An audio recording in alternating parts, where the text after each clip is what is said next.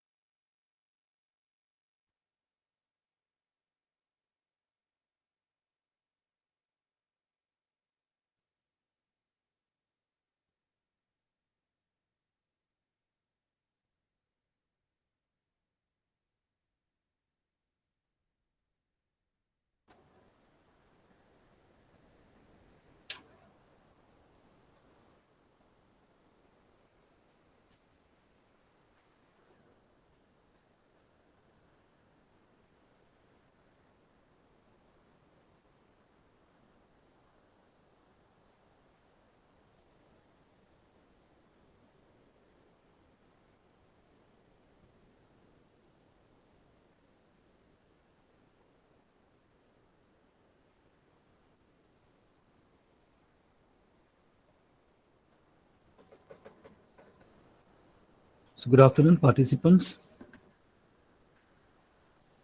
We're going to begin with the next session, research tools using artificial intelligence and machine learning.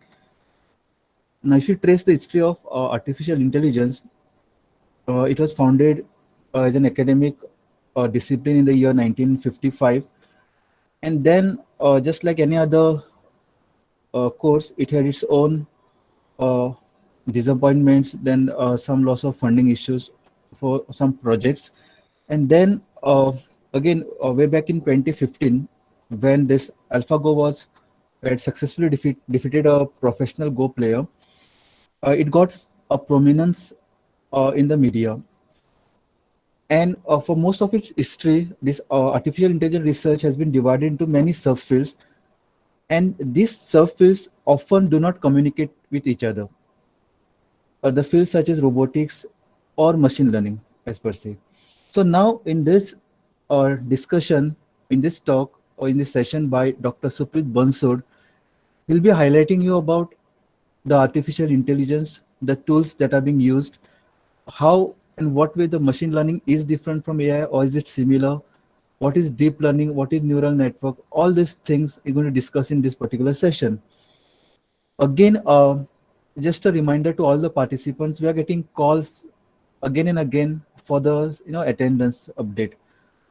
Let me tell you again, your attendance is monitored automatically. We are having the list of participants, the time they are joining, the time they are leaving out multiple times, and the total number of hours they have attended that particular session. Okay, and we have communicated the information to the participants already. We are not satisfied the basic minimum criteria for attendance. We have already done the analysis of yesterday's attendance, and same will be communicated to the ones who are falling short of attendance. Okay, don't post again the attendance stuff in the chat box, or don't give calls often. Fine. Now I request Dr. Suprit Bansod sir to start with his session. Thank you. Thank you, sir.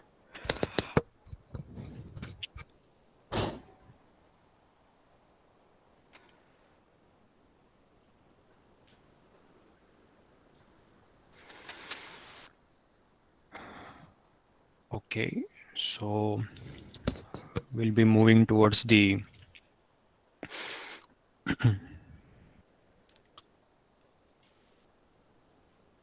today's topic, research tools using artificial intelligence and machine learning.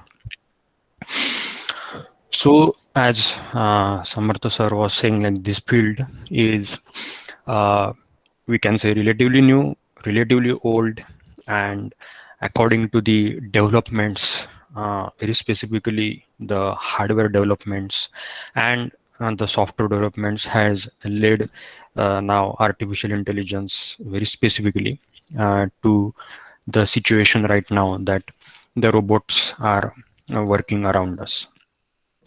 So what is the or what are the various um, facts we will try to discuss, and lastly we'll give the tools which are right now in use. So the objectives will be like to understand the basics and difference between AI and ML, because many a times we use this term often that okay, AI is ML and ML is AI, so what is the difference? So we'll try to understand it first, then to familiarize with the pipelines, what is the difference between their pipelines and how those works like a building blocks, then to get the idea of recommendation system. This is now you may be seeing in different apps like any app you use nowadays, you may find that ultimately inside it there are some not in the app, but the developers have taken care of the AI terminologies, like how often you visit the app, what are your uh, popular searches, and then they are recommending you. You must have seen in the Google, like in the news, so they probably provide you or send you some news which you have already seen before. Then to build the AI and ML application. So how to we build the AI and ML applications based on this? And to know, lastly, we will try to we'll give the idea about the tools for development of AI and ML models. Because as I was discussing in the last session that we are going to move towards the edge deployment. So how this is being done, that is our topic, that is our small topic of discussion actually while building the AI and ML applications. Okay, so these are the contents and we'll go to them one by one. So first question at any time comes in our mind, that what is AI? So generally we can relate this with the human intelligence and the machine intelligence. So the same definition is mentioned here, like artificial intelligence can be defined as a field of development of intelligent machines that work and react like a human. So any terminology you take, and if you are attaching intelligence to it, so we are now trying to develop the machine, or actually we are putting some intelligence in the machine that it should react like a human. So the examples are like whenever you are moving around along the road, then our eyes will see these cars, human buildings, and all these, like some traffic light, the trees, and then we will analyze, okay, so a car is coming towards me, so I should move away from it. So all these are the things like how human are interpreting the things, and then we are allowing now to the machines that it should behave like a human. Another example here as it is given, like the you have seen like some of the, again, Google app. So we provide the information to Google, like give me some information about AI, and then Google will search some links for you, and it will provide you the some of the information links like Wikipedia something. So this is where like we are talking to someone, like, okay, hi friend, please give me the information about AI, and then it will start talking about AI. So this is the same thing like where Google has worked. Then in general, there are some before some years there was a Turing machine. So you must have heard that Alan Turing has developed it. And at that time, Alan Turing has defined AI as if there is a machine behind a curtain and a human is interacting with it, and human feels like interacting with another human, then the machine is artificially intelligent.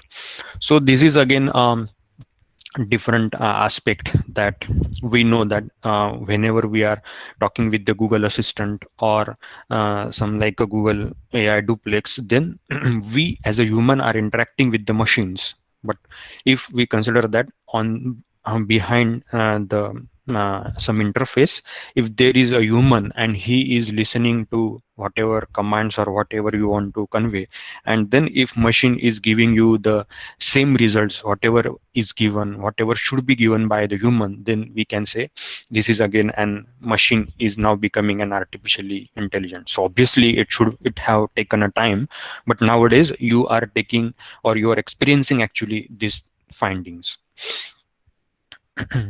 Then what is ML? So we have briefly defined what is AI. Obviously, we will go through in detail. Then many times, as I told, that ML and AI are interchangeably used.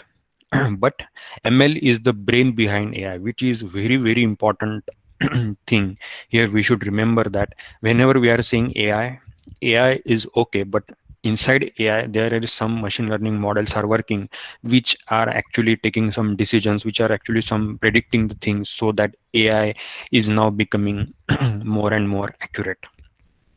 So ML looks at the historical data and make predictions according to them. This is a general, again, a very important thing. And generally it is said that ML models are not intelligent, but they are becoming intelligent based on the historical data. So if it has some data, then it will always predict something. And if you give them the real-time data, then based on some historical data, it will predict the things.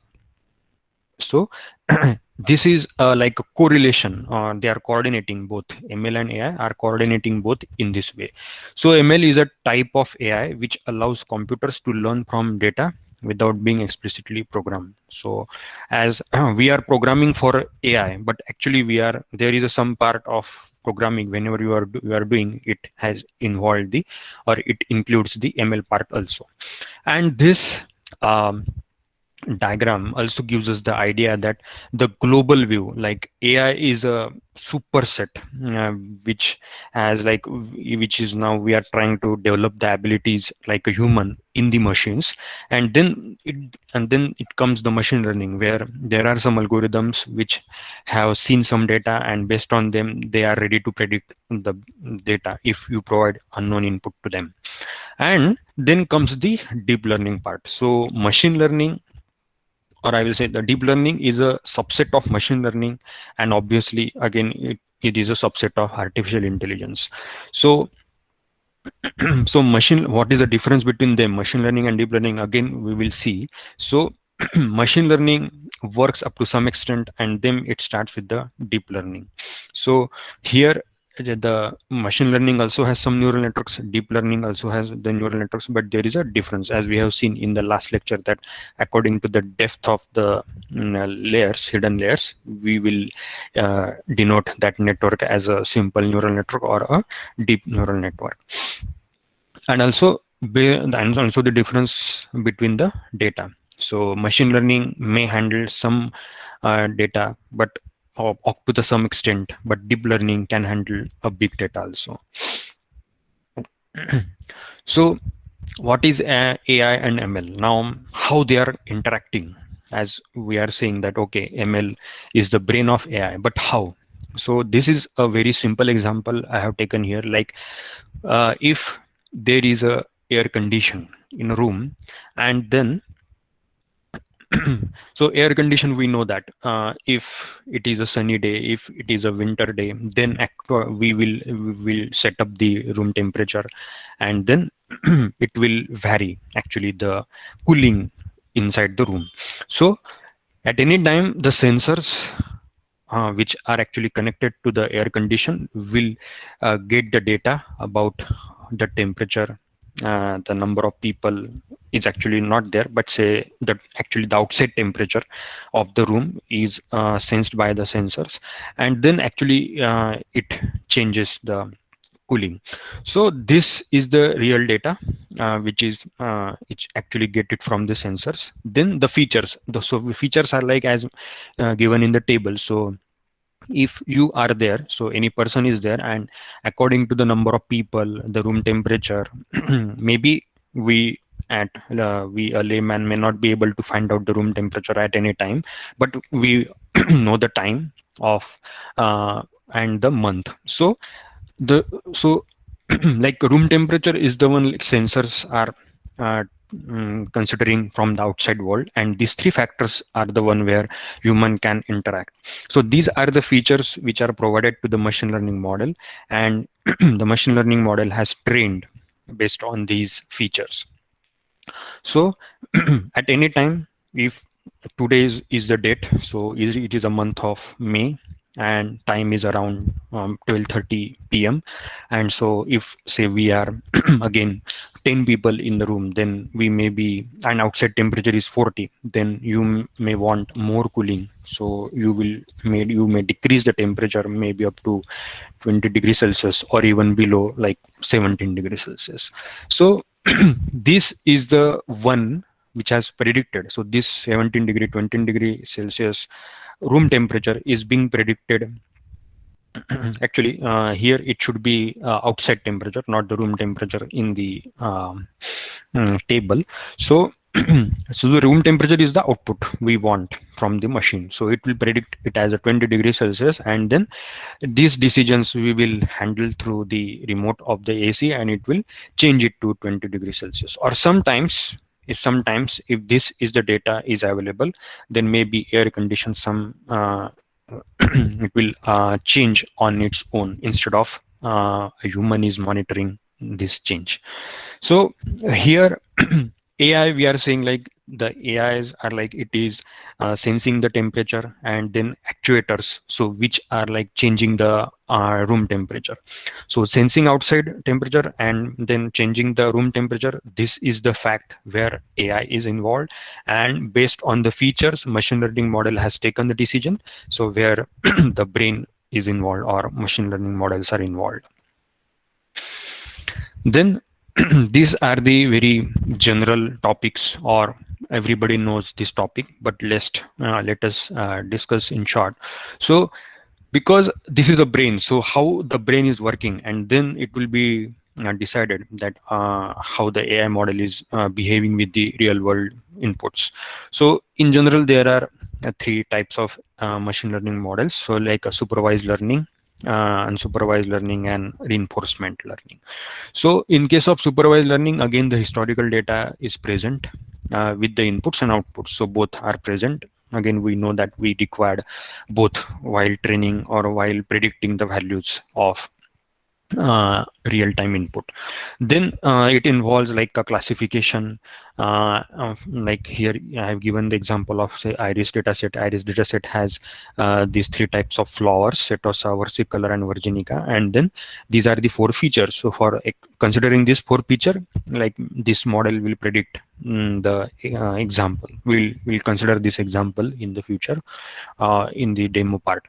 And then the unsupervised learning. So where unsupervised learning is like labeling the data where on its own, so we don't provide the labels to labels with the data. Actually, it is expected that while or after seeing the data, it should cluster it into some groups, and then we see that okay, these are the clusters based on some similar properties, and even we sometimes provide how many clusters you want.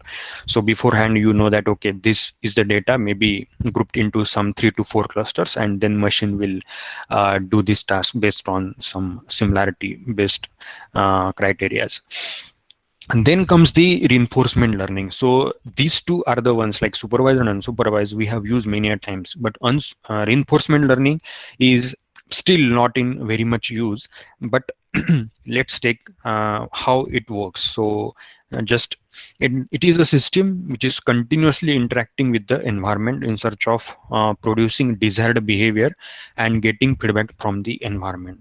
So reinforcement learning is also called as a reward based learning. So a reward means if you are if the system has worked in a positive sense, then it will be rewarded. If the system has worked in the negative sense, then it will be punished.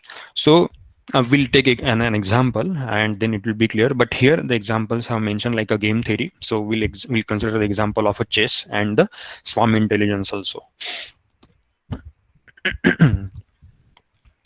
So ML models have not restricted to any type of data. So actually, we have seen that before the invention or before this deep learning fact was not there. So we were working with like a text data, speech data, image and video data using the machine learning models only. So here the simple pipeline of machine learning shows here like if you have the inputs, then you are finding some features from the data, and then the machine learning models work on the features to for taking any decision. So for the like video, we have considered the features like a motion feature. So I have just mentioned here some of the features from the different domains. So like in case of text, some keywords and word to wake are some of the features. For image, these are some other features like uh, like shift and surf, robust features. So scale invariant, feature transform, speeded up, robust transform. So again, these are some of the high level features extracted from the image.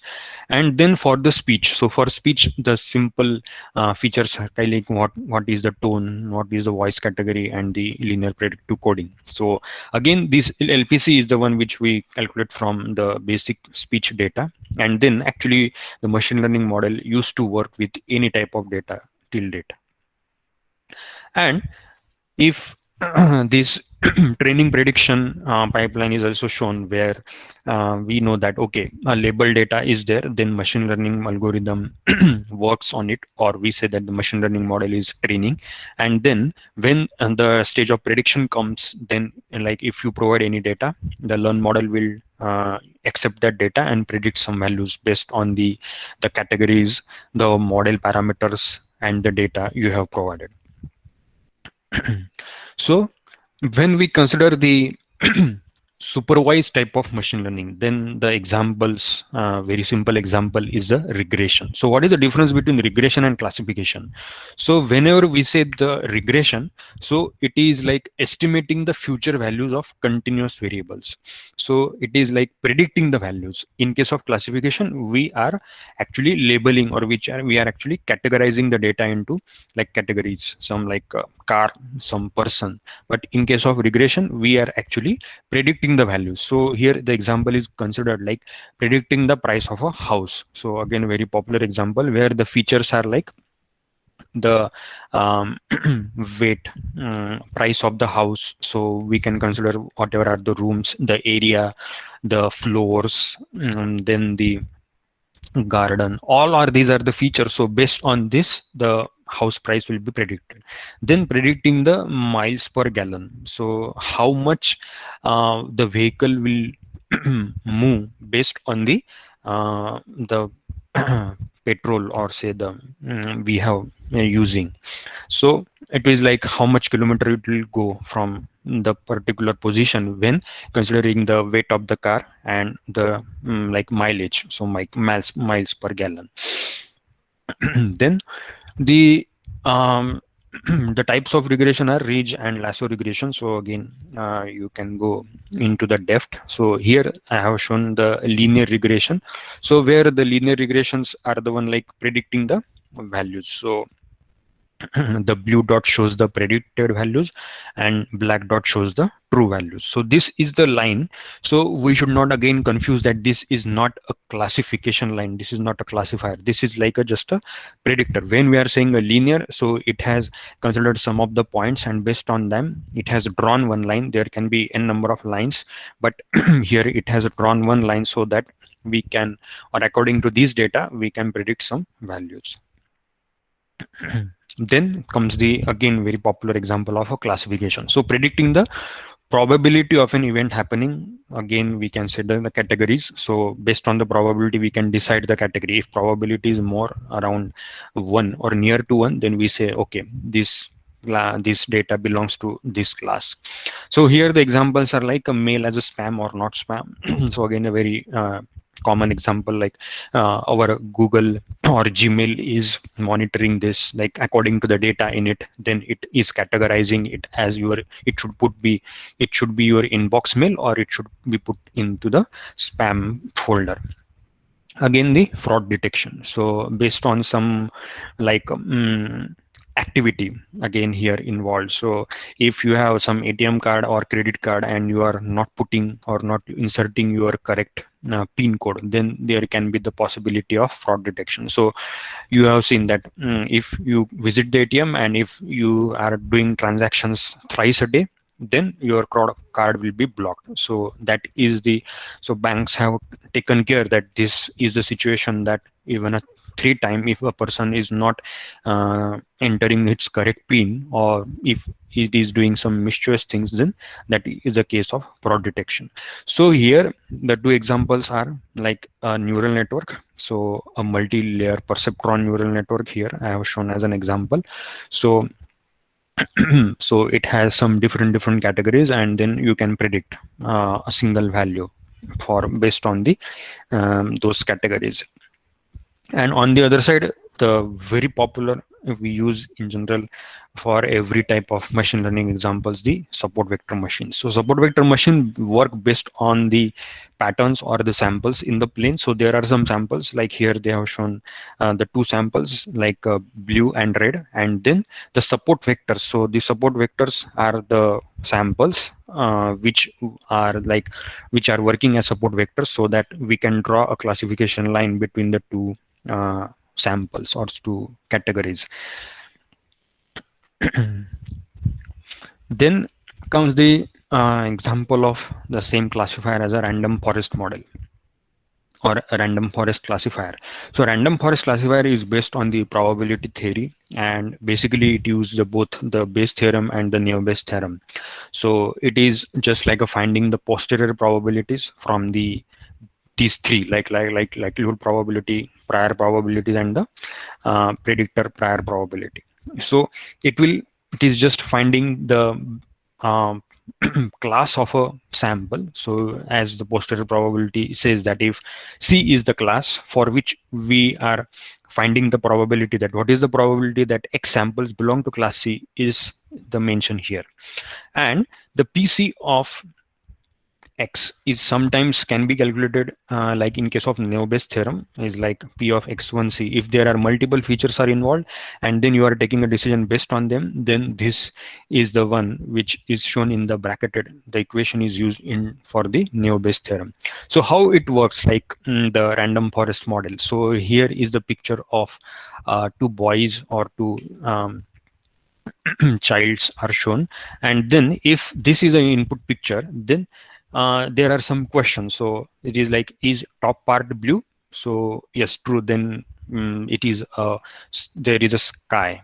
So again there is a question, true or false. So if true, then is bottom part blue?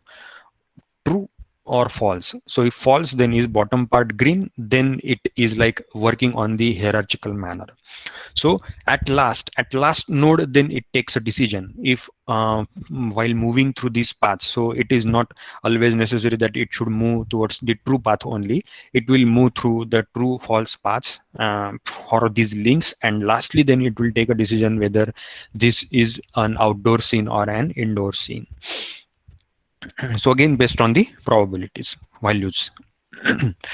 Then we are moving towards the another type of an ML, so like a clustering. So like dividing the data into different subsets. So this is a unlabeled data, and if we apply some k-means clustering technique on it based on some Euclidean distance, some city block distance, then you will get these 3 clusters. So now they have been marked with the RGB values, so red, green, and blue, and then you can say there are some centroids, because in k-means clustering centroid is very important. So we find out the distance from the centroid to another centroid and two other samples to decide whether it should be grouped into the R circle or say the B circle likewise. And we can also take this example as like if there are some animals, then we group, then we ask some question whether it is a vertebrate or invertebrate. Then again we ask some question whether it is a fish, reptile, amphibious, mammals likewise. So we can also go for such a type of clustering, so based on the some rules. Then another one is a agglomerative clustering, and it works like agglomerative clustering has two parts, like agglomerative and the divisive. So like agglomerative works from the bottom to top, and divisive works from top to bottom.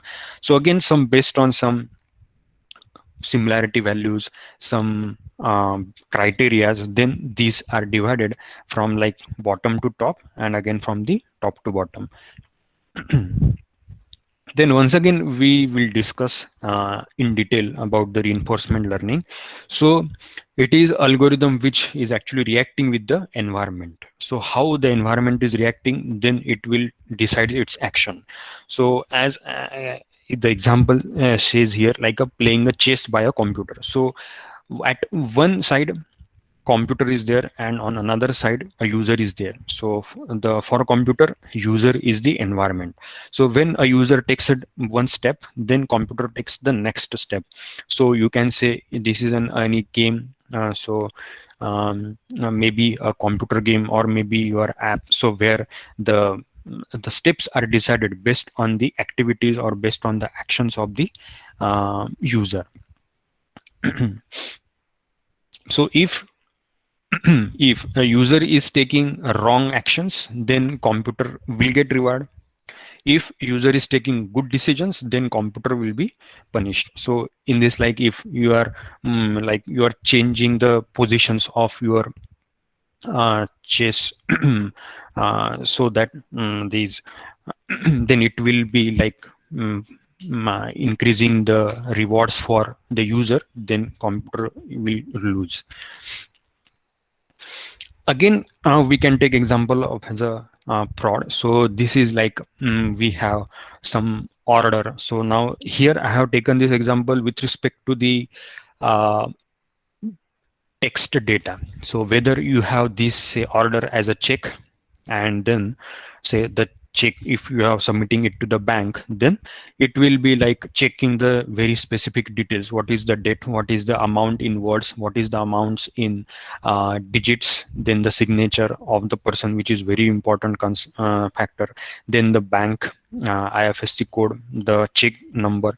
So where it is like finding the or checking the amount. So if both amounts are correct, then okay, one factor is considered. Then the signature, if signature is not matching with the customer signature which he has already provided, then the machine learning model may take a decision that this is invalid check or a fraud cases.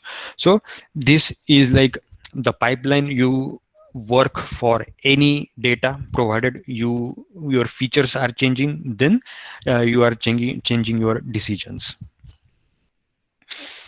Then it comes like when to use the AI and ML, because the fact is like we are in a dilemma situation according to your data, that when to use or when we should limit our usage of our computation to ML, and when we should go for the AI. So this is a small table or a chart which shows that based on the problem complexity and the frequency of occurring. So if I say the problem complexity is low and the occurrence of that problem is also low, then we say that human can easily solve it. So what is an example is like a tossing a coin. So for tossing a coin, you may not need a robot. Like if robot is coming and if he's tossing a coin, because you want to toss a coin like maybe once in a month, or maybe when something you want to decide, or it is just a fun for fun. So this is a very simple problem and human can solve it. So if I go to the next level where the problem complexity is low, but the problem need to be uh, occurred or problem need to be solved frequently. So it comes the rule based scenarios where the example is like a Excel sheet. So if you have some data like how many are the if you want, if say the sir want to monitor your attendance, then what is the case? So according to the session and how much time you are attending the session, so all these data is being recorded, and then there are some rules are set in the Excel sheet, so it will directly giving him the attendance or the percentage of attendance at the end of the day. For so if he has set these rules at the first day, so he can get the attendance for all the days of this workshop.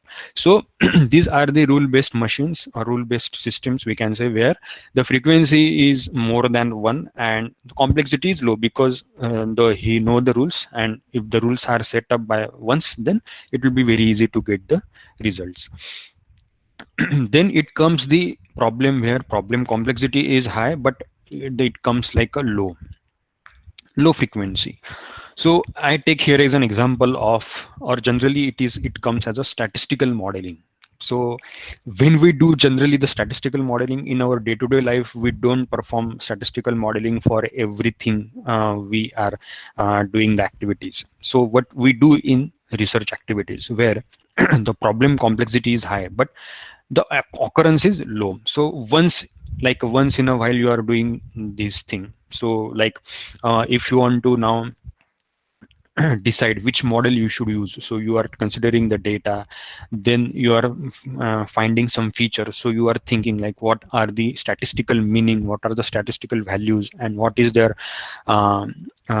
impact on the data. And then after deciding all these things, then you are considering that I should go for or I should select this model. So this is like complexity is high, but you are not doing it generally or day-to-day life. And then comes if your problem is complex and your frequency is also high, then you are moving towards the AI and ML cases. So where you are thinking like speech to text conversion.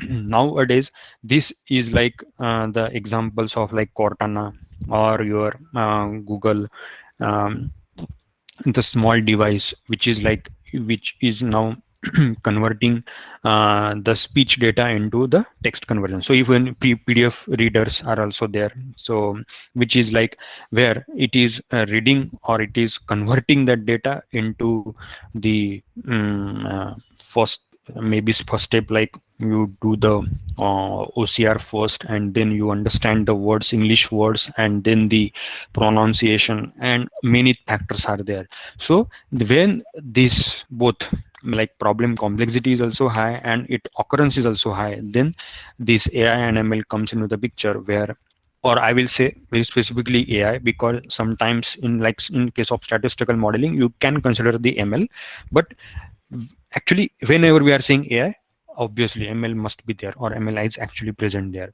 So this is another example where we are considering this use. So when to use which modeling, like according to there are some factors like interpretability, accuracy, speed of execution, and the resources.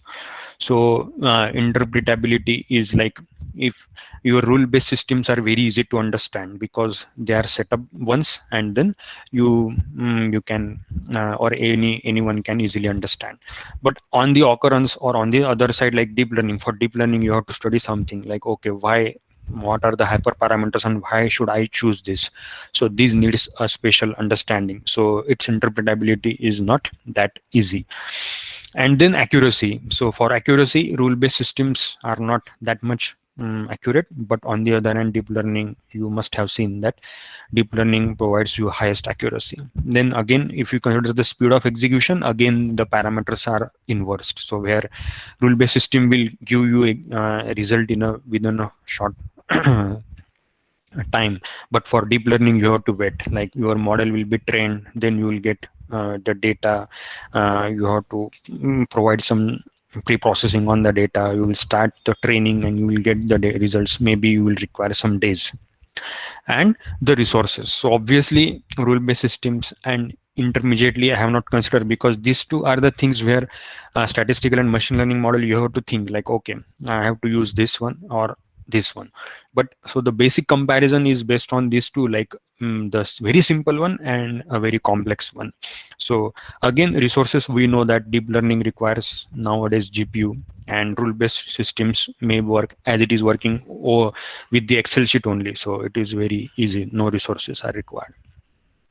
So what are the reasons of this AI? Nowadays we are using this AI. Why? So very simple reasons are like the data generation. So we have also discussed in our last session where the data generation of like images, videos, text. Now you see the text like you have all these social media platforms are generating text data. So so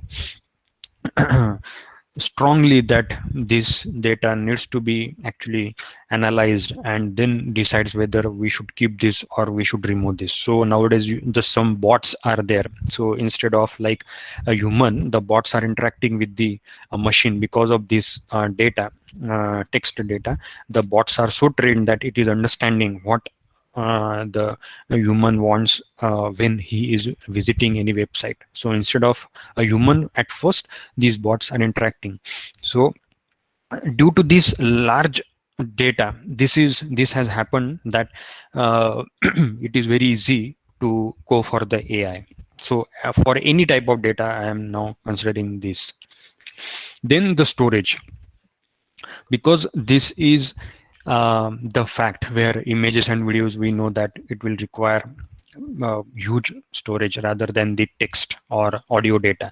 But nowadays the memory cost has lowered. Even the cloud storage is also possible. So Google is giving us the free of around 15 GB of data. So anybody can store the data. So this, the costs are fallen. So even the AI is like AI, because AI require high data or huge data, and this data is stored with low cost, then it will be now very easy like to use the AI models. Then comes the computational power, because as we are discussing like CPU power, GPU power. So again this as like continuously falling, because nowadays even with your laptop you can get some GPU. Yeah, and now the even CPU has developed. Like we were using before last 10 to 15 years, we were using like Pentium 4 was very popular at that time. Nowadays we are having the i7 i9 processor core. So the CPU also has become the actually computational intensive, and this and it requires very low power. So power requirement is same, like 240 or 230 volt is same, but the cores, the processing cores are increased, and then we can say the computational power has actually decreased. Then the developments in AI and ML fields are like algorithm development, data storage, computer power, and the open source tools have, these four factors have so developed that now it is very easy to use the AI.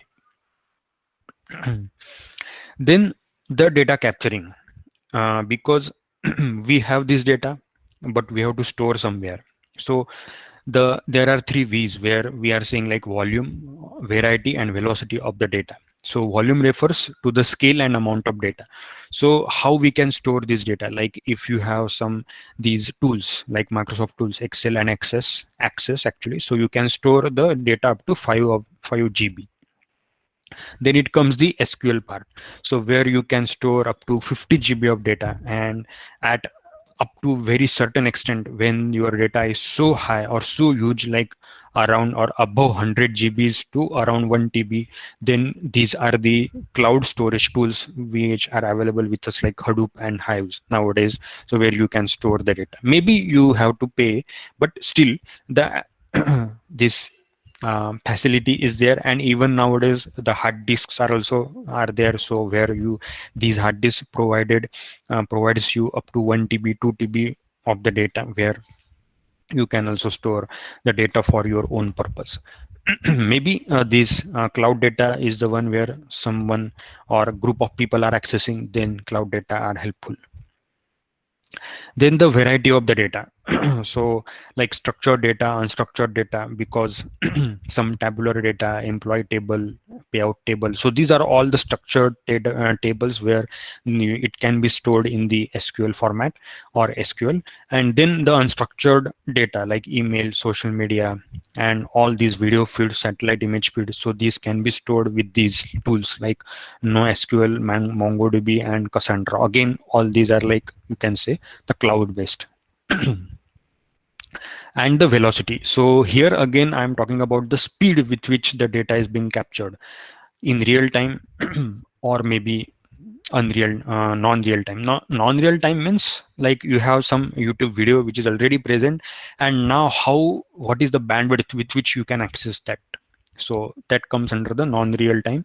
And in case of real time, already we have discussed that these sensors, so like self-driving car is the one where it actually works on the different sensors, like it measures the speed, what is the direction, what is the speed of another car. So all these are the factors where the sensors are involved, and it works on the real time. If any one of the sensor fails, then maybe the car may halt at the same position. And then the CCTV data, we already discussed that this is the one where we can set up CCTVs and at any uh, point, and you can get the data like a 24/7. So you can consider that for one place how much of the data is being generated. Then maybe again, obviously the speed is there. So with some speed, we know that there are some calibration or some specifications of that camera, so it will provide you the data. But again, the huge data is being generated from a single CCTV camera also.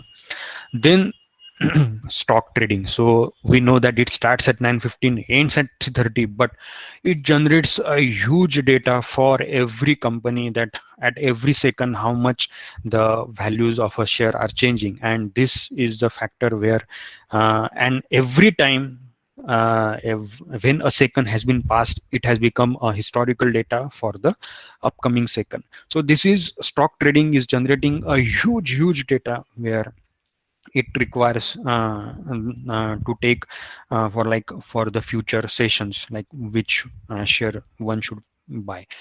Then the fraud detection for credit card transaction. Again, this we can take an example, and how much activities are going on for a particular credit card and for particular debit card, that we can monitor. And the network data. So social media data, again, I should not, already we have discussed that this is again a huge data. Everyone is now on the Instagram and Facebook, and everyone is uploading some images, some videos, and again, it is a very huge data present there. So when the servers of these companies are there, so these are like they have a very big shelf of the memory there. Maybe they are also using the cloud data, but at any time they have to use also the servers to monitor the data. So these are some of the tools where you can access the data very easily or speedily. So like from Apache provides like Kafka, Storm, and Flink, and from Amazon, Kinesis is the one where you can again access the data speedily. Then comes the building block of AI, because ML model, we know that somewhere here in this block diagram ML will be there, but again, it is the one where inputs are captured from the real format, and then they are processed. So where to process, whether to process on the edge, means you have to put some devices there only, and then you have to consider the facts like what is the essential, like if such inputs are coming, then it should be processed there on the edge only, or it should be processed on the cloud. So when the data is being transferred from the particular device, whenever it is being captured towards the cloud, then some latencies you have to consider, because it will go towards the cloud, it will be processed. So they say ML model will be applied on it, and then it will be, the results will be fetched back on that device. So all these factors that we have to consider. But because the processing cost and the memory, because whenever edge device on-site device is there, then it has a limitation of memory. So some essential requirements, essential processing we can do on the edge devices, and some more comprehensive data analysis we can do on the cloud. So again, as I was talking, latency parts, so processing on the edge has faster execution, and there will be some latencies on the processing on the cloud. But a big machine learning and deep learning models you can install or you can store in the cloud, but it is difficult on the edge. And then the outputs are in the form of voice, display, robotic action. So again, these are different actions uh, where you can get the real data, and then all these are the actions based on that data. So this is again the same example of personal assistant. So here we have these all like Siri, Cortana, Alexa, and OK Google. So all these are the examples where AI and this building block of AI is in use, where the user is like giving some queries, and this, like if you choose Alexa, like provide me the news, provide or play this song, then it will be played by that machine. So it is like interacting with you 24/7, and it is also giving you some suggestions. Then so we have discussed about the machine learning, and then it comes the next part of our global view of AI as a deep learning. And without DL now, we can't achieve that much of accuracy, and if we have such a huge data, then we will need the deep learning on the other hand instead of ML. So so again, these deep learning and deep neural network are used exchangeably, because sometimes we'll say, okay, this will be done by deep learning, but actually inside there is a neural network which is actually doing it. Then, as we know that deep here mentions the number of hidden layers between input and output. So it can solve the complex problem when huge data is available, and even the data is also complex. So similar to ML, there are again unsupervised and supervised type of deep learning, and DL finds its application in not only in the computer vision, means here computer vision includes the image processing, video processing, but in the natural language processing also, speech and audio processing. So how the DL differs here? When it differs based on the convolutions, because whenever you are saying deep learning, so in deep learning mostly we are dealing with the convolution or CNNs, or some other networks are there, as we have already discussed those. But still, when if I just take an example of a convolutions, then according to the data, these convolution are changed. So if the data is two-dimensional, then it will require the receptive field as a two-dimensional.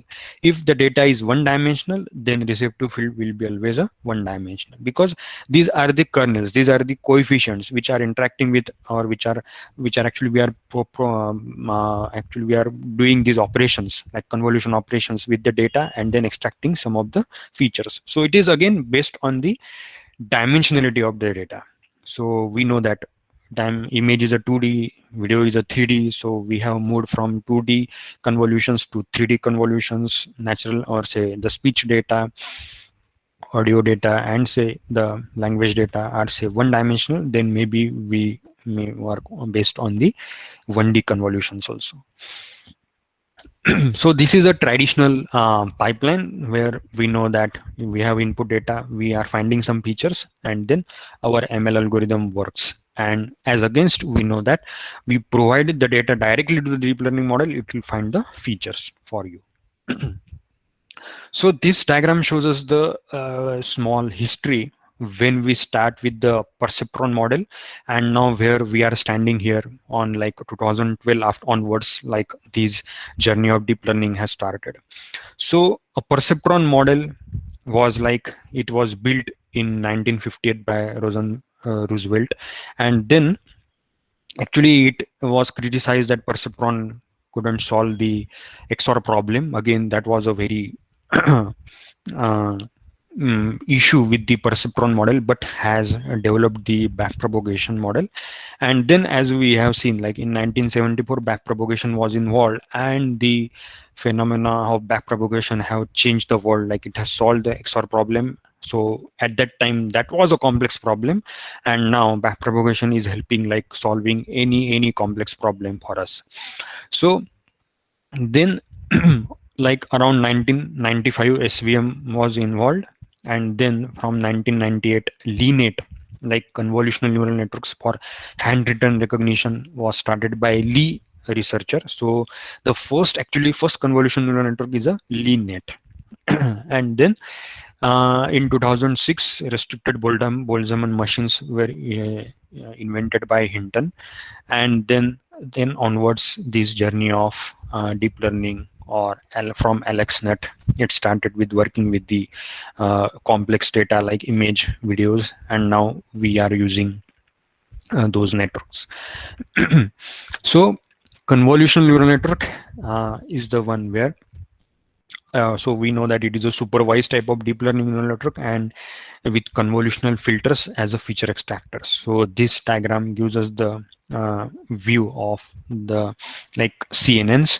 So when the picture of a car is provided, then these small receptive fields work on it, and then it will give us the convolutional output. So again, the some ReLU, like some activation functions are operated on it, and then some like pooling layer is there, then again flattening layer, fully connected layer, and lastly the softmax layer where we take the decision. So this chain, so in the CNN these three factors are very important, like convolution, pooling, and then the flattening. Obviously ReLU is playing, or the activation functions are playing their own role, because otherwise um, we will not get the proper outputs from every layer.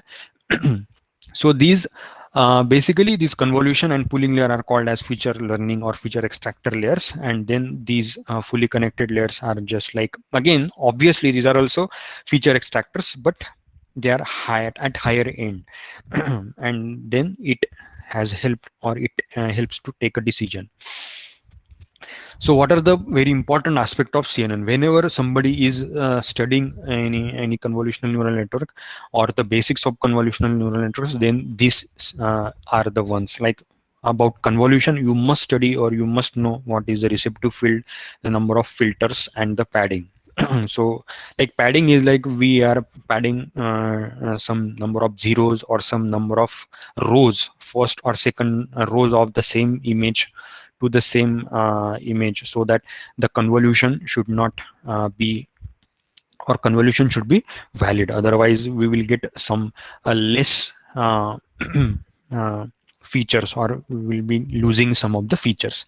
Then the activation, as I was talking, like ReLU, TANH, then there are different parts of ReLU, like exponential ReLU, leaky ReLU, all are the ones where we should consider logistic activation functions. All these are ones. Then again, in case of pooling layer, so pooling layer is like helping to down conversion of the input, so that we can extract a greater feature when we are down converting it. So in general, we provide down conversion by 2-factor. So again, pooling layer has a receptive field, and these two types of the operations, like max operation and the average operation. Then optimizers means the actually how we should backpropagate the data. Then it comes like stochastic gradient descent, then RMS prop, root mean square, propulsion, ADA-grad, adaptive gradient, ADA delta, and all these are the optimizers now. So we know that till the very much use of the deep learning, we were only relying on the SGDs for backpropagation. But as the data changing, as the different aspects are changing, so the optimizers are involved. Then comes the regularization, very important factor, where if we want to like don't want to overfit your model, then these are the factors which are helping you, like data augmentation, increasing the number of data if you have some less data, which involves like some like translation operation, rotation operation, intensity changing. There are many number of operations you can go for. Even on even not even according to the list, you can go for any your own data augmentation according to your problem. Then the dropout, like losing some of the neurons while forwarding the data from one hidden layer to another hidden layer. Then the batch normalization, again it is only specifically work on the CNN convolution layers, not on the pooling layers. Then the weight decay and early stopping. So these are the fact. Weight decay involves like we have some uh, regularization based on the L2 norm, L1 norm. So these factors comes under the weight decay. And early stopping is the strategy where you should monitor your training. And if your training is like overfitting for 3 epochs, then you can stop. So that comes under the early fitting strategy.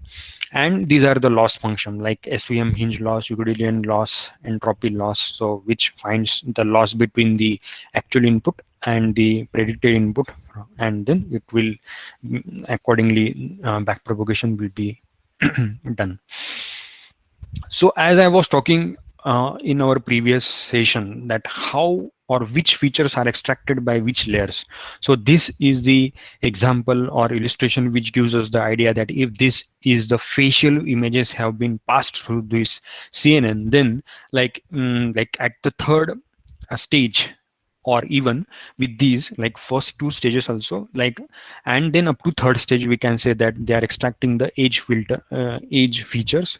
And then it comes like it is focusing on the very regional part like nose, eyes, ears, likewise if they are visible, and onwards. And then at last these convolution features like focusing on the facial part of the uh, of the persons, and likewise. So if I take some of the examples of CNN architectures which are very popular, so as I was talking, the first one is a LeeNet, because Lee has developed this strategy of convolution filters, convolution layers. So this is a simple architecture of LeeNet, where it involves some of the convolution layer, max pooling layer, and the fully connected layers. So this was a very old one, so it doesn't include the batch normalization layer, dropout layer, because this is a old one and it has worked only on the handwritten objects, handwritten digits only. Then comes the AlexNet around in 2012, where now it has the first winner of ImageNet dataset, where it has achieved very less error rate and high accuracy. So the input image should be for AlexNet should be 224 by 224 if it is RGB, 3 channels, otherwise for gray channels only 1 channel. And then this is the like architecture. So we will discuss some architecture. So it has like some use like AlexNet started with 11 by 11 filters and then decreasing the filter size, receptive field size to 5 by 5, 3 by 3 likewise. So the number of filters also varies, like for starting with 96 to 56, then increasing, then decreasing. So this is the pattern they have experimented, and then they have achieved this one. Then the VGNet, very popular, that this vector graphics have developed this network, and there are 2 variants like 16 convolutional layers and 19 convolutional layers. So now onwards, these their name suggests like VGG16 indicates that there are 16 convolution layers, 19 indicates 19 convolution layers likewise. So here there is a pattern. In VGG they have used a very small receptive field, so that the aim was like finding the very local features and very deep features from these receptive fields. And the number of filters has also some strategy like increasing only. In case of AlexNet there was increasing and then decreasing. So here in the power of 2 only, the convolution filters were increasing 64, 128, 256, 512, and the number of layers they have adjusted so that it should become as a 16 or as a 19. Then at at higher layers, they have introduced the dropout layers in the VGG architecture. And whenever it is saying like 1000, so 1000 is the category of ImageNet, because those are developed for those the ImageNet only. Now you can also use these networks for your data set. So you can go for the transfer learning, fine tuning strategies. Even you can train this for your data, like using the ImageNet weights. We name them as a pre-trained weights, or you can initialize your random weights and go for the training. So at that time, the final number of layer will change. Like if I have a two category, fraud or non-fraud, then it will be only two, and instead of 1000 it will be only two. Then comes the GoogleNet, and GoogleNet has a inception architecture. So inception architecture, so basic building block of the inception module I have shown here. So like it is output of previous layer is now fed through these different convolution layers and a max pooling layer, and again that output is combined and passed to another feature extractor. So what is the advantage of this is like you have this convolution layer like 1 by 1, 3 by 3, 5 by 5, and when we are using some another inception model shown in the B image, where again there is a some pattern like 1 by 1, 1 by 1, then 3 by 3, 3 by 3, and then combining the output. So this helps to get the features at different scales, because these receptive fields are helping to get the features at different scales, and then it will be very easy again when we are moving towards the another feature layer. Then it will be extracting the features from those such a higher from such a good feature extractor which has already been previously extracted. So the GoogleNet architecture is based on the inception module, and as we can see here, their inception modules are inserted. And then the advantage of these modules are like you can take the output from any of the block, any of the time, at any time. So as you can say, there are three such softmax are applied, where after fourth inception block you can take the output, or after 4D also you can take some output, 5B also you can take the output. So this is the advantage. Like if you are using all of them, then it indicates that you have achieved or you have passed through all such a small blocks where it has worked on small scales. So how much the quality of your feature you can understand from this. And sometimes when instead of max pooling at the end, average pooling is preferred in case of GoogleNet and even in the ResNet architectures. So this is the ResNet building block. So what is a ResNet? So we say that it is a residual. So what is a residual? Like this is a simple block, and I will say it is a vanilla block, because there are different ways of residual blocks according to the need researchers have developed. So an original input, now X is only named here as an input. It can be image, it can be text data. So it is passed through some convolution layers, and this output of convolution is being passed to another convolution layers, and then whatever is the original input is being added to this feature, and then we say this is X plus Fx is the output, and Fx is whatever these two convolution layers output. Fx is a residue, so it is said as it is a residual. So when we add them, then it becomes the residual block, or actually this is an output which is fed to another residual block. And no operation is being performed when the original inputs are being passed to the or are being added with the convolution layer output. So it is named as an identity connection. If you are performing some convolution there, then it wouldn't be an identity connection.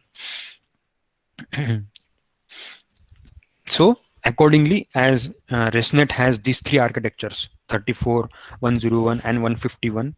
So accordingly, the residual blocks are now varying here according to the these architectures. Like for 34, there will be 34 such residual blocks are there.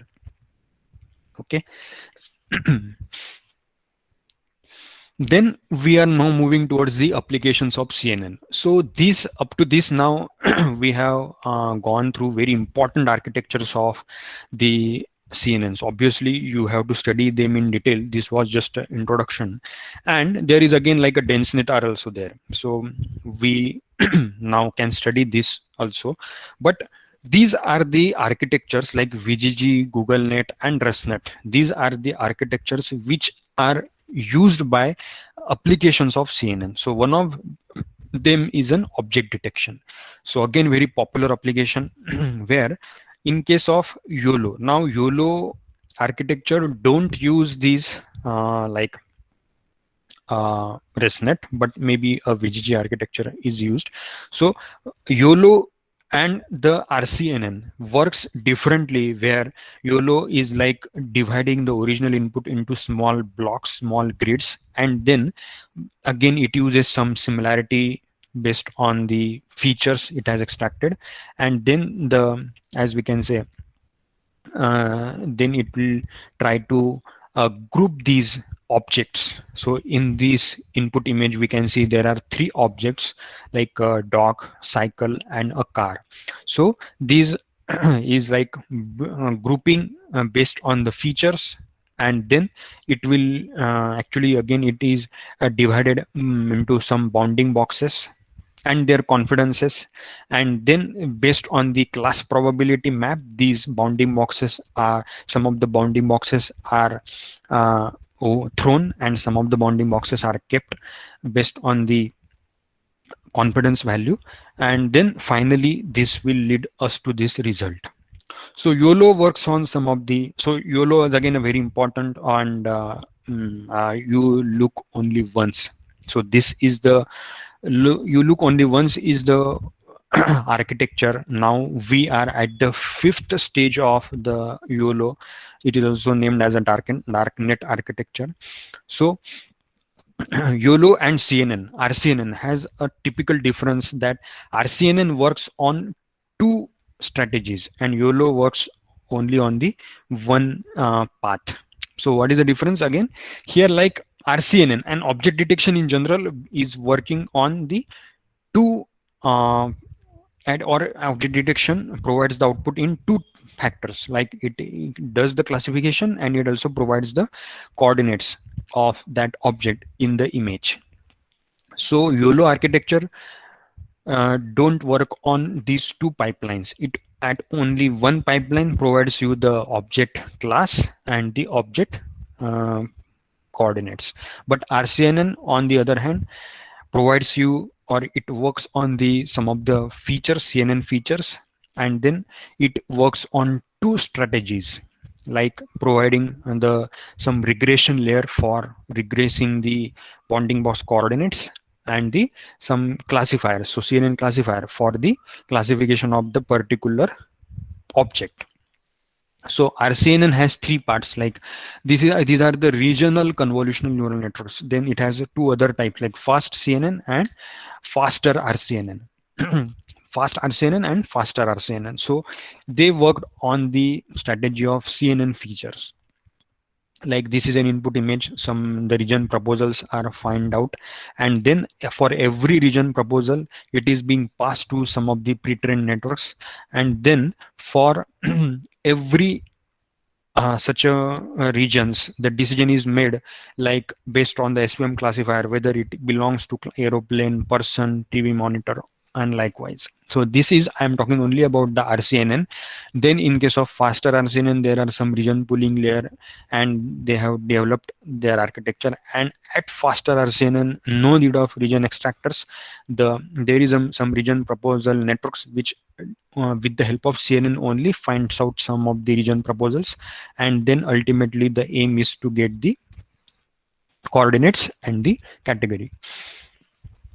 So even also for object detectors we don't use the measures like area under the curve and equal error rate, but we use the mean square error for or MSC in general, and the So as a accuracy metric, because sometimes these regressions actually may work based on the MSC mean square error, and classification is worked based on the softmax classifier. Then another type of example of CNN is a semantic segmentation. Now this we can say as a pixel wise classification. So if this is a picture of a dog and cat is there, and we have a ground truth like this, so this is a ground truth picture is shown here, um, where the cats and dogs are there. Then we have some convolutional neural network, we pass through it, and at the end there is a classification layer where it works only on the pixel level, where this pixel is belonging to the cat category, a background category, or a dog category. Then likewise we will get such a segmentation output. So background is shown here in the green. For cat there is a some color, and for dog there is a different color. Then comes the different aspect, a instance segmentation. Now instance means if we have the categories, like in the previous example we were having the categories of cat and dog, so we have grouped them, or we have marked them with different color. But here there are only one category, maybe a human, but there are different human, so those are being marked by different colors. So this application is known as instance segmentation. So maybe there are some boys here, you can see, where those have weird or worn the yellow t-shirt, or someone have worn the red t-shirt, but they are grouped into different categories because those individually those are a different person. So again it has used some different architecture, like here they have used the ROI align layer to do this task. Then the very impressive results nowadays, which are obtained with the help of the generative adversarial networks, GANs. GAN networks are popular nowadays, and you will find very striking or surprising applications of GANs in the real world. So what is a simple strategy here? GAN starts with the noise. So there are two parts, the generator and the discriminator. Obviously it has some architecture, CNN architectures in both of them. So what is the job of generator is, like, it has passed some noise and then it generates some sample through whatever is the input is being passed. For the generator there is some another input, so it will take help of such a noise, and then it will generate some useful information from that noise. And now then we will check whether this generated sample is of the correct category or not. So that is the task of the discriminator. So for the discriminator there is another input of original data sample and the generated data sample, then it will take a decision. So in case of discriminator only, the decision is taken, like whether it is a real one or a fake one. So this is the first example, like image completion, where it is being provided like some of the information is not present. Then GANs, while seeing this image, or GAN generator will start with the noise, and then discriminator is being provided with the original image. Then it will try to generate the original picture, provided this the rectangle ones or the square one is not passed to the generator. So we can see that these are the results, impressive results provided by the GAN networks. Now you can't discriminate between the original picture and the generated picture. So obviously left one is the original picture and the rightmost one is the generated picture by the GAN. So this network is called as image completion. Then on the other hand we have image sharpening network, where you have such a pixelated input image and you are getting the high resolution output image at the output. So these are the very different applications. Then the image transformation. So where this person is being provided, then what are the transformations we can do, how he will be see, how he will be, or what will be his appearance when he will become older, with open mouth, with eyes open, then smiling, with mustache, and with glasses. So these are all possible with the help of GAN. So GAN is like, if this image is being provided, it is generating these images based on the some unknown, or I will say the noisy input. Obviously these images will be there, but he GAN will not be there with the classy class Mostak images. These are the generated images by the GAN. Then there will be some original images of this person, then they will be compared at the discriminator, and then discriminator once will say that okay, this is the original image, though this is generated by the GAN, or actually generated by generator, still the discriminator will say that this is a original image. Then the style transfer again is a very popular example where it involves the two images, or one image is the one where we have to apply some styles, and this is the image, such a type of style we have to apply to the big image, and this image will look like this. So again this is possible, like image generation is also possible by the GAN. Now this is again a very crucial example where if you have such a type of monet, then from monet you can generate the photograph. If you have a zebra image, you can generate the horse image from it, and a vice versa is also possible. Even you can change the like some summer to winter the season change is also possible for the same picture. So how this is possible? With the help of a GAN. So for such a type of images, there are two generators are there, and then two discriminators associated to it, and this is called as a cycle GAN, or the paper is like unsupervised um, and this is called as an unsupervised type of transformation, where we don't have the knowledge about, there are two domains, the horse domain and the zebra domain. So here we are not changing the attribute, only the color attribute is being changed, their shape, their positional is not changed, but only the shape is being changed here. Sorry, only the color attribute is changed.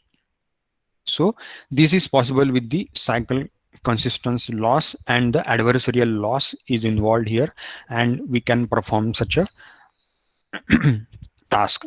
So this is the one which will go for the demo for this. Um, so this is a cycle GAN demo here. So this is again one of the tool of AI, where this is a Google Colab notebook, and now we will run this as already the code is present.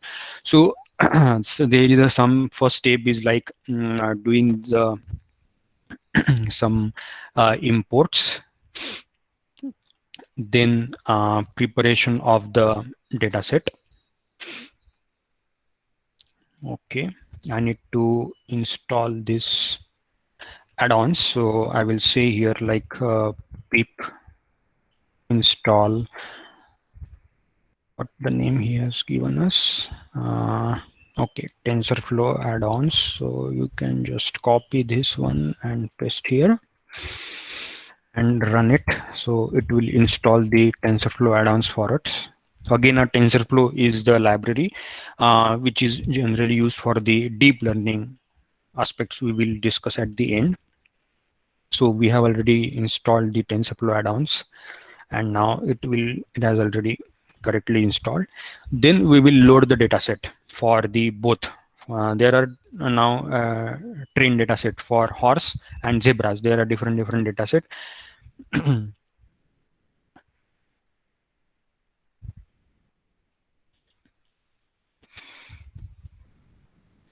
Because it is downloading that dataset, so it is taking some time.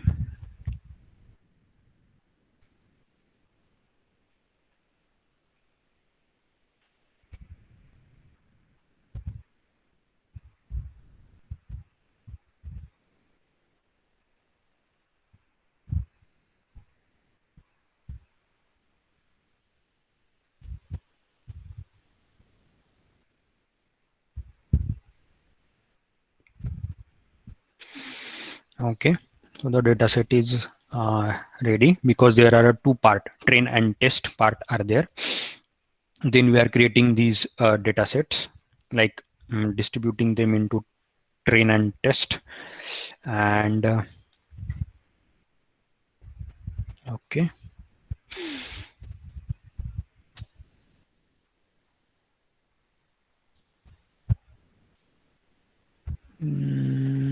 labels are not there. Okay, but it was running.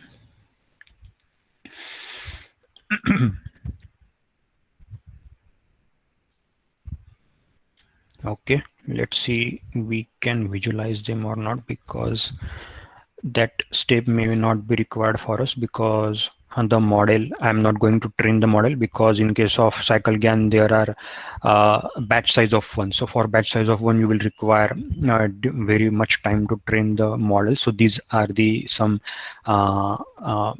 dem examples of the data set.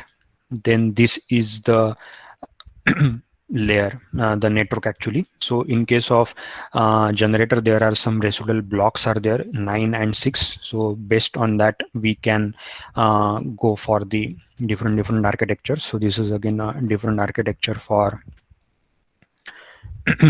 so building the discriminator network here. Okay, then building the CycleGAN model.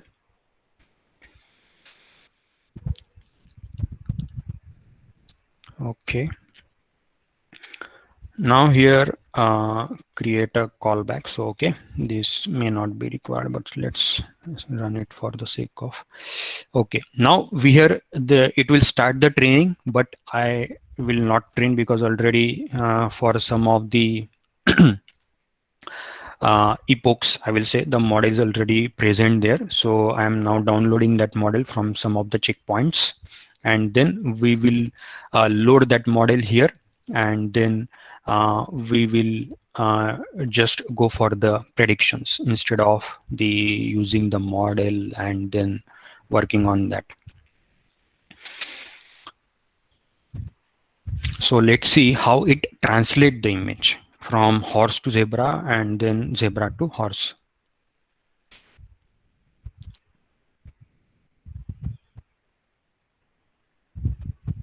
Yeah, now you can see if this is the horse input image is provided, then it has converted them into like a zebra form. So this is trained only for the 90 epochs, so outputs may not be clear, but still okay, if this is the horse images is being passed, then it will see that okay, it is on in the process of conversion of or it is on the process of conversion of giving the correct results. But the essence is that this is like the transformations are possible with the help of GAN network. Okay, so we'll move back to our presentation. Okay, but the caution here is the GAN networks are not very much suitable for the medical image processing, because in case of medical image processing, the goal is not like generating something. We want the precise outputs there. If there are some ambiguities, then it may lead to a different problem. So in medical image processing, we generally don't use the GAN. Then other such applications are like image captioning. So here we will pass the image and our network will give us the description of the image. Like here it is seen like man in black shirt is playing the guitar. Again, the construction worker in orange safety vest is working on road. So this is also possible, like this is known as image captioning, and this is very much again, this is a very good topic for research, where you can go for various type of such a. So again, it is useful in case of any on the any websites where only some images are there, and whether you have to classify whether this should image be of this particular category or not, then this is type of image captioning is helpful. Then this is again a very regular example like face and eye detection. Even this is possible with the OpenCV or computer vision libraries, that you can detect the eye of a person and the face of the person. But the computer vision library use the HAR cascade, or like HAR means the wavelet cascade features. But if you go for the another one, like you can achieve this with the help of very FaceNet features, then the YOLO architectures also. So means as you are going towards the deep learning part, then this will give us the very precise results rather than the OpenCV hard cascade features. And then comes the recommendation system. As I was talking, like how it will give us the recommendation. All these websites, the Flipkart, Amazon, Netflix, you go for any shopping website, and how you are getting the your own best results. So this is based on the recommend right product to the customer. So customer is like we are, so this history is monitored, and then based on that history you will be given some um, product recommendations. Then as I told, it based on the history, current search, and the filters you apply, and then so it helps to understand the customers and their suggestions. And then again it is based on the content based recommendation, like somebody has already seen such a type of like black and blue t-shirt, so maybe he will not be interested in a white t-shirt or a gray t-shirt as shown here. So user based recommendation is like again using the history and prediction about what user want to buy. So if on the other hand here, this is an athlete where he has bought some pizza, some some uh, s- coke, and some um, plate of different vegetables, then maybe this boy have searched for the milk and the cake, then what he will buy. So again this comes under like if he wants to buy a milk, then instead of a coke, because he is now becoming health conscious, maybe now he will omit the coke and he will go for the milk. So again according to the based on the history, these recommendations are changing. Here again the AIs are involved. It is tracing what is being used, what is not being used, and then the recommendations are provided. So as I already talked about this, so movie recommendation, online courses, app, then videos on this different websites. So according to your search history filters, it will take a decision. Now, how the building of the AI and ML applications are done? Because we say that okay, you are using AI and ML for your own, but if you want to design AI and ML applications for a group of people, for a huge crowd, then how this is done? So nowadays, the Amazon Web Services, you must have heard of AWS. This is the one where it is one of the market holder. Then the Microsoft Azure and IBM Watson. So these three are the important market provider or service providers where you can build your own AI and ML application, and you can store it on the cloud, and then it will be used by many people. So again it has some steps like Azure, so front ends are there, some back ends are there, and then there are some apps where these will act as an interface between them, and you can work on it. Because whenever you have some deployment, you have to deploy these models on the any of these platforms like Amazon Web Service and Microsoft Azure. Then the fact is like we want the ML models require the data in the normalized form or not normalized form. That data is not understandable by the end user, because end user understands only the real data, so it will pass real data. So for that you will require some front end. So this is the interface where whatever model you want to deploy, now this you will deploy on the cloud, or you can deploy on the local, or you can deploy on the server.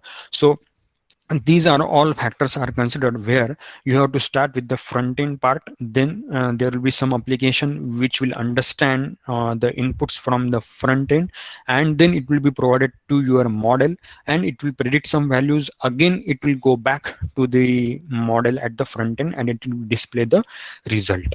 So here one of the application is like a Flask. You must have heard, this is a very popular app where it does this task of the interface between the front end and the back end. So back end means where our ML model works, front end where it like a web designing aspect, where the user will provide some inputs.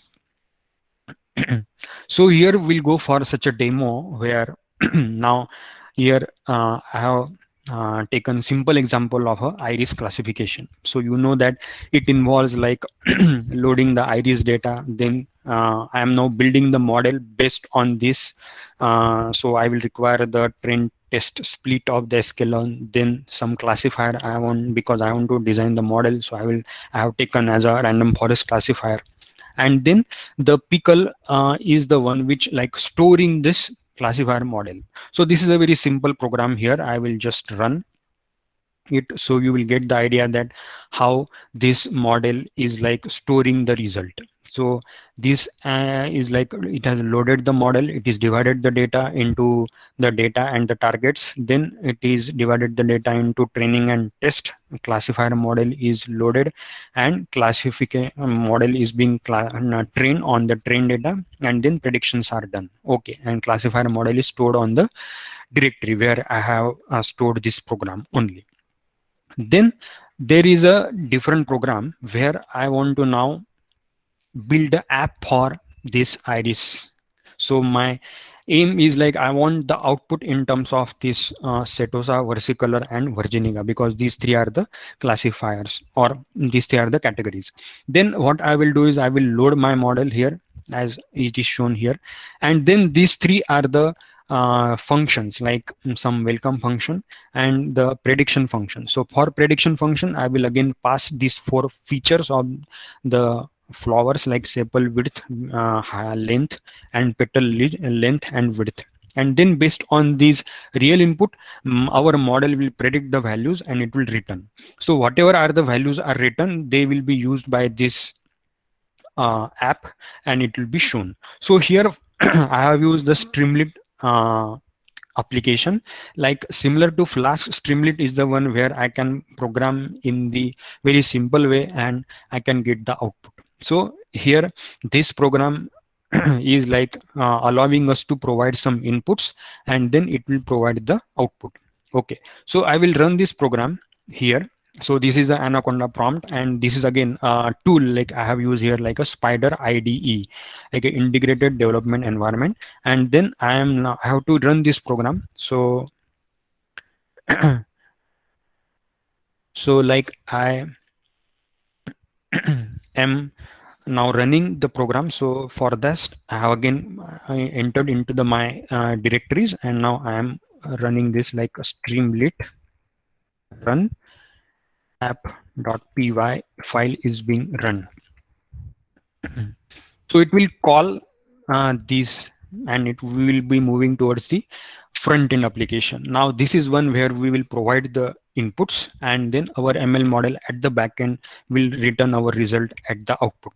So it will return for this very basic version in like 0, 1, and 2. Like 0 indicates the Setosa, and 1 for versicolor, and 2 for Virginica. Okay, so I will enter here some values. So maybe like 5.3. So I hope that you know the type of data for, because it is the length and width, length and height for the flower. So I am like entering the values like 5.38 the sepal width, then like 2.3, then petal length is like 1.7, and petal width is like 0.29, let's say. And then I'm allowing like predict. So it has predicted it as a Setosa. So if I change any one of the values, like if I change it to 4.9, then let's say 2.73, 3.15, and likewise if I say only 0.2 here, then it may give us the another prediction of like a versicolor.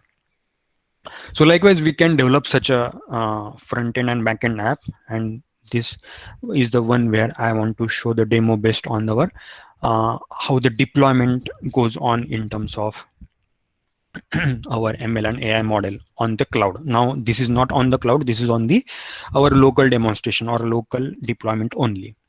So coming to the end, where these are the list of the libraries of AI and ML where you can learn the different applications like scikit-learn, NumPy, OpenCV, Pandas, Matplotlib, Seaborn, and this is a special library for like natural language toolkit where you can only process with the NLP like programs using the NLTK library.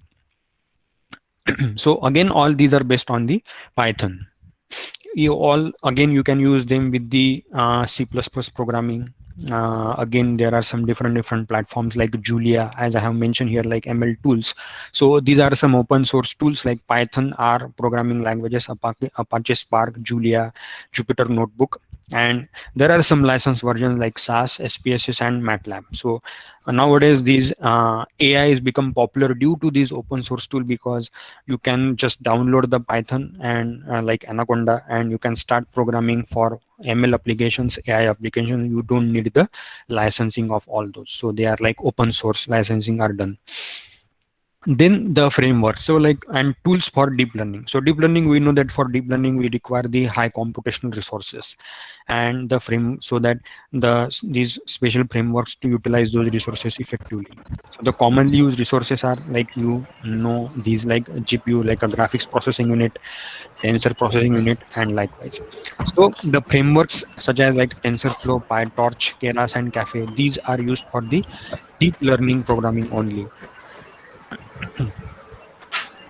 So you can design the convolutional layers, pooling layer, each one in the TensorFlow, also PyTorch and Keras. So Keras is like above.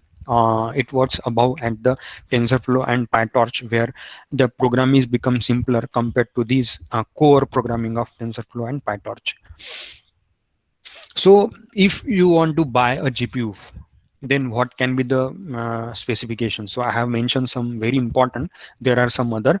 So you can buy NVIDIA or AMD GPU, because NVIDIA is very popular one, and their capability they have provided that it is tremendously they can use these complex processings. So the first factor is a number of cores. So we know that for Pentium 4 there were only 4 cores. So as we are moving towards higher versions, so this number of cores are increased. So apart from our CPU, these are the graphics processing unit has a different cores where you can process your data very fast. Then the core clock speed, again this is a very important, because our CPU has like 3.7 gigahertz. So all these cores will have different actually the same clock speed, but other than the our again CPU. Then the memory type, size, and the bandwidth, because these according to the size you can perform different number of operations, or if your size is more, then you can increase the batch size. So whenever we are programming, our program hyperparameters are linked with the GPU parameters and the bandwidth of the memory. So how fast it can transfer the data between your hard disk to the memory of your GPU, and the compute performance. So again, it is based on the how much tensor floating point operations it can perform. So that is again based on the compute performance. So as whenever you are choosing the CUDA version, so CUDA is the one which is like a library between your TensorFlow, PyTorch, and the GPU, because directly whatever we are written in the programming of TensorFlow or Keras may not be understood by the GPU. So simply the CUDA, it does like converting your high level programming into your machine level programming. This is done by the CUDA, and CUDA also requires the CUDNN. So CUDNN, and when we choose CUDNN, so it performs like how much is the compute capability of your GPU, and the CUDNN should match, so that it will be able to perform these TensorFlow floating point operations appropriately. So again, when we are again using the AI tools for the cloud domain, then we have different like AutoKeras, cloud platforms, IBM Watson's, Dataroot, Amazon Lex, all of these. And lastly, we know that GitHub is very dominantly used by the researchers, where the sharing and collaboration of codes has become very easy. So these are some important resources I have provided. If you want to start with the ML and deep learning part, then you must know the ML basics. So these are some of the courses, like you must have heard of the EntroNG course of machine learning, which is very important. Then for Python, because for Python, not only Python, you will require the knowledge of like Matplotlib, Seaborn, Pandas, NumPy. All these are the basic libraries as and when you will require. So these one of the course like Introduction to Data Science in Python is again a very important course regarding that, and again a very famous course by EntroNG on deep learning specialization. So again, very important course. One of the other course like neural networks and deep learning, it is mentioned here. And some of the very important books like for computer vision by Richard Szeliski, to get the knowledge about computer vision. Then this if you want to get the detail of CNN, then this second book by Salman Khan is very important.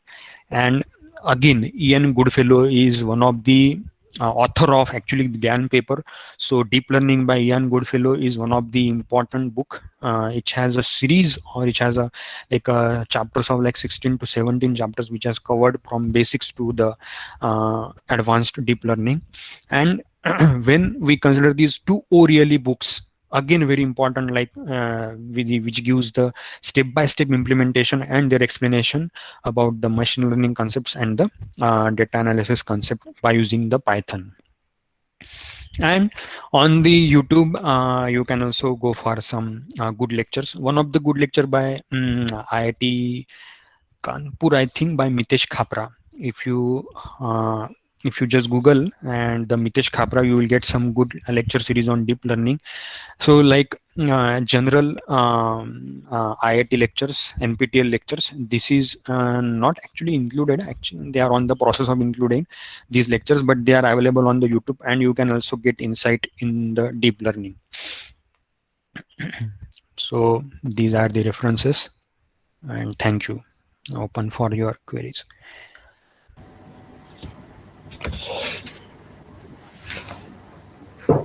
Participants, if you have any questions, you can ask.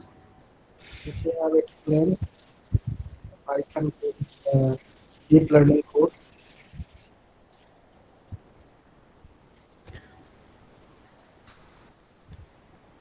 Thank you, Dr. Suprit Bansod sir, for his wonderful presentation on this topic. And let me tell everyone that Dr. Suprit Bansod has played a big role in having this FDP program. He was instrumental in getting the resource persons, contacting them, finalizing the topics, and he has played a big pivotal role for the organization of this FDP. So I don't think any questions from the participant. I know it's a lunchtime. Sir, One important question statement. I have. Yes, Yeah, yes, yeah. there's one question. Yes. Sir, you told about this deployment of the deep learning machines, no, sir? Sir, suppose you have showed one example where we have to enter the web page, but instead of that, if I want to do a mobile application, like if I want to store that in a app, my mobile app, so is there any, what should I do, sir? I know that it is also possible, because means through mobile also you can interact with the deep learning models stored on the cloud. So maybe that app, particular app, they, according to some companies, they are available. But for that, like, you have to purchase their own product. But if you want to design, or if you want to just deploy them, maybe you need to search, because I for this specific question for like mobile platform I have not searched, but there are the availability of such front end and back end also with the mobile platform and the desktop platform also. Okay, sir. And my question is because there we need that machine to be in online mode. So if I want to run in offline, so that is why I'm asking this one, sir. Is there any possibility for because I need to run the Spider, then only you can actually go to that local host. Otherwise, we See, can't. no, see, this was the one where I have given as an example. But when Yes. your system is on, it is said that my program is on air, if I say the very popular word, then the meaning is that the model is in a continuous, or that not only the model, the middle one, like a Flask or the Streamlit, these are the intermediate they are in a continuous mode of finding the any one query input is provided by any user or not. So these is like a, when it is on air means it is 24/7, it is searching for any input, and if there is any input then it will be provided, and the prediction will be again reverted back to the user. So this is not need, that this is for demonstration I have shown, but when the model is there, you don't need to monitor it, or human don't need to monitor. It will provide you the output on their own. Okay, sir. How to make it actually without monitoring, sir? Anything is there, sir? Without monitoring, Oh, because see, if there is some glitch in this process, if there is some as a glitch, then the machine will notify to its developer. But if there is no glitch, the process is running smoothly, then it will be whatever is the cloud or whatever is the flow towards the input, it will just process one by one, it will be reverted back to the user. So as such, no need of monitoring actually when the model is deployed on the cloud. Okay, sir. Thank you, sir. Thank you so much. Yeah. Any more questions? Sir, this GAN can be used for text in any way. Pardon, I didn't get you. Like the GAN is used for? Can this GAN be used for text classification or analysis? No, actually, whenever we are saying like a text classification and analysis, then you are like having the categories ready with you. Like I want to categorize my text into these different classes. But GAN is the one like it is generating something. So where we can't go for the like text generation, okay, then you can think of such idea. So there are applications like Grammarly and all which is there, which try to generate out covering text when you give a starting text. So is there any applications of that kind in any way could be used, or it's strictly with the images conversions? Actually, the GAN applications are basically for the images, but for the text, this is Grammarly is the one, or when you are writing the email, the Gmail provides you some suggestions. So those are the suggestions based on the model only, or AI model, but not with the GAN. So like they have understood the what can be the grammar. If you are using is, then it should be ing something. So all these are the rules, like it has learned, the model has learned, and then it is showing you the suggestions. Even it is true for the Gmail also, or Grammarly also.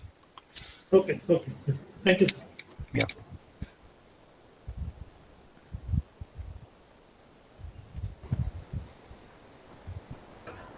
Thank you once again, Dr. Suprit Bansal, sir. I think we can stop the session here, and the next session, the afternoon session, will begin at 2:30. Kindly make a note of it. Secondly, we are in the process of uploading the videos as and when the lecture gets over. So if you visit the YouTube link that we had already shared in the morning session as well as in the Google Classroom, you will have access to those videos. Fine. Thank you. Thank you, sir. Thank you, sir. Thank you, everyone.